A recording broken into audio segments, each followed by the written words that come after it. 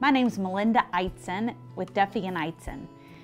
I have been asked today to talk to you all by Chris Lake and to talk about my dad, the late Judge Merrill Hartman, and I'm so honored to do that. I wish I could be there with you in person, but I'm in mediation today. When Chris asked me to do this, he wanted me to just visit with you a little bit about my dad and his history. And one thing that Chris said is a lot of people probably don't realize that my dad was originally a family court judge, and he was the judge of the 303rd Judicial District Court. And that was his first bench, and he was on that bench for 3 years before he was moved to the civil bench, where he was for 19 years.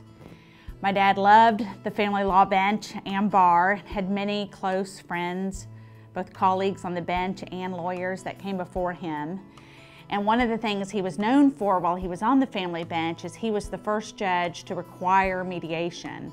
That's when ADR was kind of new, cutting edge. And he required mediation in all family law cases, and many judges followed him in that after he started doing that. Another thing that he was known for is he started taking the court to the legal clinics.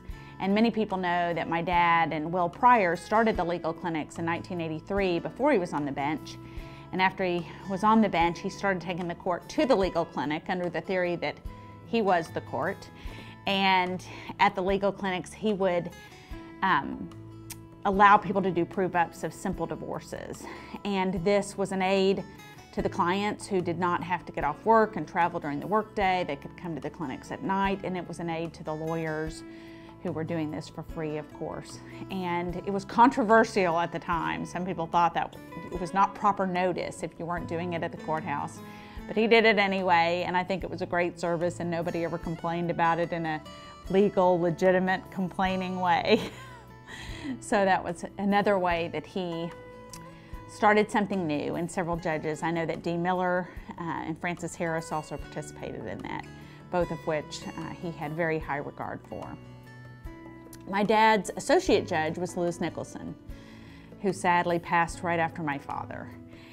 And he had high regard for Judge Nicholson, and they were very close. And my funny story about my dad and Judge Nicholson is when I was a younger lawyer, I was asked one time to sit on the bench by one of the associate judges when they were on vacation. And the parties and the lawyers actually agreed to let me hear something that day. Maybe they didn't know they could object. I'm sure I told them, but in any case, they had an actual hearing. And I had made the huge mistake of telling my dad what I was doing that day. So I'm in the middle of the hearing, there's a witness in the box, I'm hearing evidence, and I look up, and in that little window in the back of the courthouse is my dad's face and Louis Nicholson's face, which was a little distracting.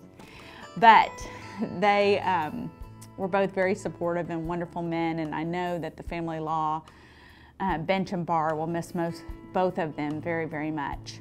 My dad loved his job, and I think that's a secret to his success, is he loved what he did, he loved the law, he loved all of you. And my family really appreciates all of your kindnesses and your friendship to my dad and to all of us. Thank you.